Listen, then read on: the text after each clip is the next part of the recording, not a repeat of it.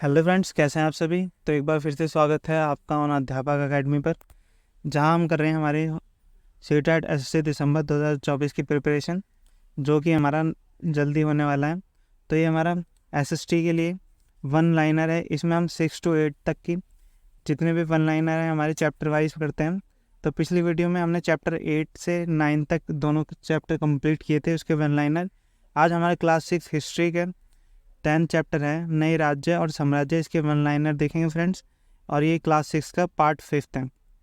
और अगर आप हमारे चैनल से प्रिपरेशन करते हैं एसएसटी दिसंबर 2024 के लिए, तो मैं दावे के साथ कह सकता हूँ कि आपका सीटेट बहुत अच्छे नंबर से क्वालिफाई होगा, क्योंकि हम इसमें चैप्टर तो लेते ही एनसीईआरटी के, और उसमें जो एक्स्ट्रा इन्फॉर्मेशन दी जाती है बॉक्सेस में, उसे भी हम इस वीडियो में कवर करते हैं। तो आपको हमारी वीडियोस के अलावा कहीं और ना एनसीईआरटी पढ़ने की आवश्यकता है, ना ही कोई पेड बैच लेने की आवश्यकता है। आपके लिए इनफ है, आपका सीटेट बहुत अच्छे नंबरों से क्वालिफाई होगा। और आप अपनी चिंता हम पर छोड़ दीजिए, बस आप मन लगाकर हमारी वीडियोस देखिए। तो इस चैप्टर में हम जानेंगे, चैप्टर 10 में नए राज्य और साम्राज्य में, कि समुद्रगुप्त के बारे में जानेंगे और उसकी प्रशस्ति के बारे में जानेंगे, हर्षवर्धन और हर्षचरित्र के बारे में जानेंगे, और पल्लव चालुक्य व पुलकेशिन द्वितीय के बारे में जानेंगे, और कुछ हमारी एक्स्ट्रा इन्फॉर्मेशन जो कि बॉक्सेस में दी जाती हैं उन सब के बारे में पढ़ेंगे। तो चलिए देखते हैं। तो पहले है समुद्रगुप्त की प्रशस्ति, देखते हैं क्या है। तो समुद्रगुप्त के बारे में इलाहाबाद में अशोक स्तंभ पर खुदे एक लेख से अभिलेख से पता चलता है। तो समुद्रगुप्त के बारे में जानने का स्रोत कौन सा है, तो वो है इलाहाबाद के अशोक स्तंभ पर एक अभिलेख से पता चलता है कि समुद्रगुप्त कौन था या क्या था। और उसकी रचना समुद्रगुप्त के दरबार में कवि एवं मंत्री रहे हरिसेन द्वारा एक काव्य के रूप में की गई।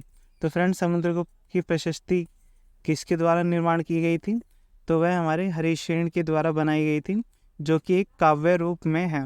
आप इन्हें याद रखिएगा, इंपॉर्टेंट फैक्ट्स हैं, सीधे पूछे जाते हैं। आगे बढ़ते हैं। अब देखते हैं, प्रशस्ति एक संस्कृत शब्द है। तो कौन सी भाषा का शब्द है फ्रेंड्स, तो ये संस्कृत भाषा का शब्द है, जिसका अर्थ है प्रशंसा करना। तो प्रशस्ति का अर्थ है प्रशंसा। कवि ने इसमें राजा को एक योद्धा, विद्वान, कवि के रूप में भरपूर प्रशंसा की है। तो फ्रेंड्स, ये हमारे सिंगल में भी आ सकता है, जैसे पूछ लिया जाता है कि समुद्रगुप्त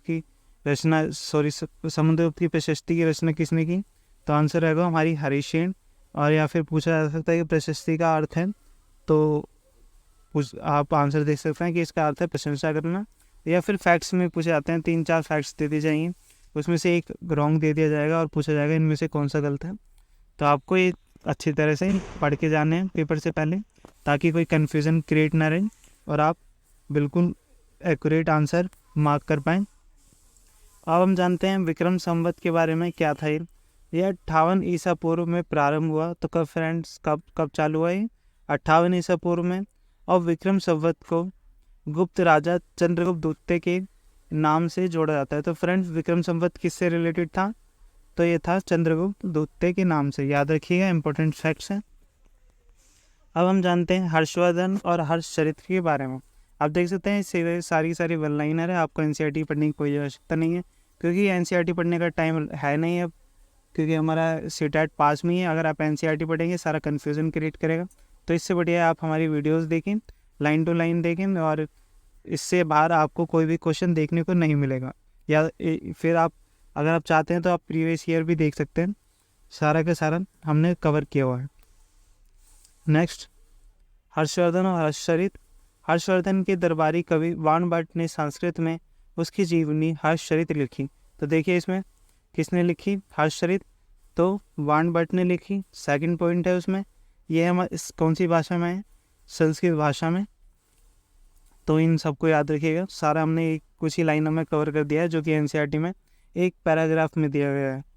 नेक्स्ट, इसमें हर्षवर्धन की वंशावली देते हुए उन्हें राजा बनाने तक का वर्णन है।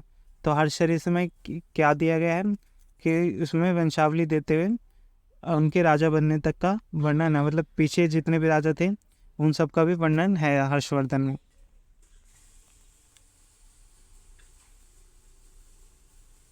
तो ये हमारे हर्षचरित के बारे में दो थे इम्पोर्टेंट फैक्ट्स कि हर्षचरित की किसने रचना की, वाणभट्ट ने।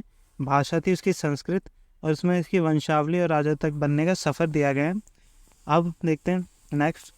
चीनी तीर्थयात्री स्वेंग त्वांग हर्षवर्धन के दरबार में रहते थे। अपने बड़े भाई और पिता की मृत्यु हो जाने के बाद वह थानेसर के राजा बने। तो कौन बने थे हमारे थानेसर के राजा? तो हमारे हर्षवर्धन बने थे। अपने पिता और बड़े भाई की मृत्यु होने पर वह थानेसर के राजा बने। नेक्स्ट, उनके बहनोई कन्नौज के शासक थे। जब बंगाल के शासक ने उन्हें मार डाला तो हर्ष ने कन्नौज को अपने अधीन कर लिया। ठीक है फ्रेंड्स, जब उनके बहनोई को कन्नौज के शासक, जो कि कन्नौज के शासक थे, बंगाल के शासक ने उन्हें मार डाला था, तो हर्ष ने कन्नौज को भी अपने अधीन कर लिया। पहले क्या किया था थानेसर, उसके बाद क्या कन्नौज को। कन्नौज के बाद इन्होंने बंगाल पर आक्रमण कर दिया। आगे देखते हैं। तो बंगाल को भी उन्होंने कब्जे में कर लिया था। पहले थानेसर, जो कि उसके बड़े भाई और पिता की मृत्यु के बाद वे राजा बने थानेसर के। फिर उन्होंने उनके बहनोई के शासन, जो कि बंगाल के शासक द्वारा मारे गए थे, उस पर अधिकार कर लिया। फिर उन्होंने बंगाल की तरफ आक्रमण किया। इसमें हर्षवर्धन है। नेक्स्ट देखते हैं। जब उन्होंने नर्मदा नदी को पार कर दक्कन की ओर बढ़ने की कोशिश की, तब चालुक्य नरेश पुलकेशन द्वितीय ने उन्हें रोक दिया। तो फ्रेंड्स, सबसे इम्पोर्टेंट है ये वाला कि जब क्वेश्चन आता है, जब हर्षवर्धन नर्मदा पार दक्कन की ओर बढ़ने की कोशिश किए तो कौन से चालुक्य नरेश ने उन्हें रोका? तो आंसर है पुलकेशन द्वितीय। आप इसे याद रखिएगा, आंसर पुलकेशन द्वितीय। बहुत इंपॉर्टेंट फैक्ट्स है। अब पढ़ते हैं हम पल्लव, चालुक्य और पुलकेशन द्वितीय के बारे में। ये हमारी सारी इंपॉर्टेंट फैक्ट्स हैं। आप कोई भी ऐसा वर्ड नहीं है जो आप सोचें कि हम छोड़ के चले जाएं, क्योंकि सीटेट का कोई भरोसा नहीं आता, कभी कुछ भी पूछ सकता है और आपको इसे शॉर्ट्स में लिखा हुआ कहीं नहीं मिलेगा और इसे शॉर्ट्स पढ़ के कोई फ़ायदा नहीं है। और आपको अगर आप ये पढ़ते हैं तो आप बहुत अच्छा स्कोर कर सकते हैं, क्योंकि ये वे नोट्स हैं जो कि मैंने अपने सीटेट प्रिपरेशन के द्वारा बनाए गए थे और मैं नहीं चाहता कि कोई सीटेट के लिए पेड बैच ले, तो इसलिए मैंने सब अच्छी तरह से पढ़ाने की कोशिश की है। जिस तरह से मैं पढ़ा उस तरह से ही मैंने आपको पढ़ाने की कोशिश की। नेक्स्ट देखते हैं पल्लव, चालुक्य और पुलकेशन द्वितीय। फर्स्ट पॉइंट है इसमें, पल्लव और चालुक्य दक्षिण भारत में सबसे महत्वपूर्ण राजा थे। तो कहाँ के राजा थे पल्लव और चालुक्य? ये थे दक्षिण भारत पे सबसे महत्वपूर्ण राजा। और पल्लवों की राजाओं की राजधानी क्या थी? कांचीपुरम। तो पल्लवों की राजाओं की राजधानी हमारी कांचीपुरम थी और सबसे महत्वपूर्ण थे दक्षिण में पल्लव और चालुक्य। आगे बढ़ते हैं। चालुक्यों का राजा कृष्णा और तुंगभद्रा नदी के बीच में स्थित था। तो कौन कौन सी नदियों के बीच में था स्थित चालुक्य का राज्य? तो फ्रेंड्स, कृष्णा और तुंगभद्रा नदी के बीच में। और चालुक्य की राजधानी ऐहोल थी, जो कि एक प्रमुख व्यापारिक केंद्र था। तो क्वेश्चन पूछा जाता है चालुक्य की राजधानी कौन सी थी? ऐहोल। और ऐहोल के बारे में पूछा जाता है ऐहोल क्या था? तो आंसर है एक व्यापारी केंद्र था। आगे बढ़ते हैं। पल्लव और चालुक्य एक दूसरे की सीमाओं का अतिक्रमण करते थे। मुख्य रूप से राजधानियों को निशाना बनाया जाता था जो समृद्ध शहर थे। तो फ्रेंड्स, पहले राजधानियों को क्यों निशाना बनाया जाता था? क्योंकि उन्हें पता होता था कि राजधानी इसमें विकास अधिक होगा और उसमें तरह तरह की, जैसे सोने चांदी की मुद्राएं अधिक होंगी। तो इस वजह से राजधानियों को अधिक निशाने पर लाया जाता था। नेक्स्ट, पुलकेशन द्वितीय सबसे प्रसिद्ध चालुक्य राजा थे। तो चालुक्य राजाओं में सबसे प्रसिद्ध कौन से थे? पुलकेशन द्वितीय, जिन्होंने हर्षवर्धन को आगे जाने से रोका था। मैंने अभी बताया था, जब दक्कन की तरफ बंगाल पर विजय करके जब दक्कन की तरफ बढ़े तो पुलकेशन द्वितीय ने हर्षवर्धन को रोका था। आगे बढ़ते हैं।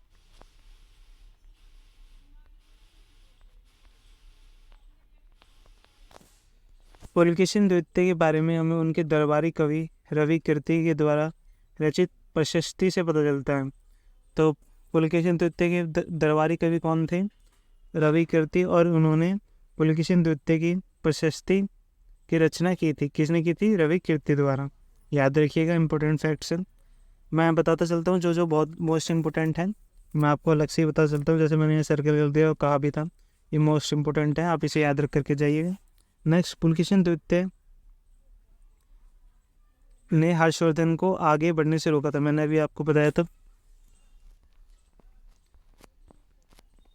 अब देखते हैं एक नए प्रकार की सेना। तो इस समय दक्षिण में नए प्रकार की सेना का प्रभाव देखने को मिलता है। देखते हैं क्या था वो। इस सेना को कोई नियमित वेतन न देकर भूमि दान दिया जाता था। सेना नायक दी गई भूमि से कर वसूलते थे और साथ ही युद्ध के लिए हथियार जुटाते थे। तो सेनाओं को पहले क्या दी जाती थी? भूमि दी जाती थी और उसी भूमि से वे कर वसूलते थे, जिससे वह हर युद्ध व हथियार जुटाते थे। अब देखते हैं दक्षिण के राज्यों में सभाएं किस प्रकार की होती थी। ये भी हमारा एनसीईआरटी का टॉपिक है। तो ब्राह्मण भूस्वामियों के संगठन को सभाएं कहते थे। तो सभा से कौन रिलेटेड होता था? तो ब्राह्मण भूस्वामी।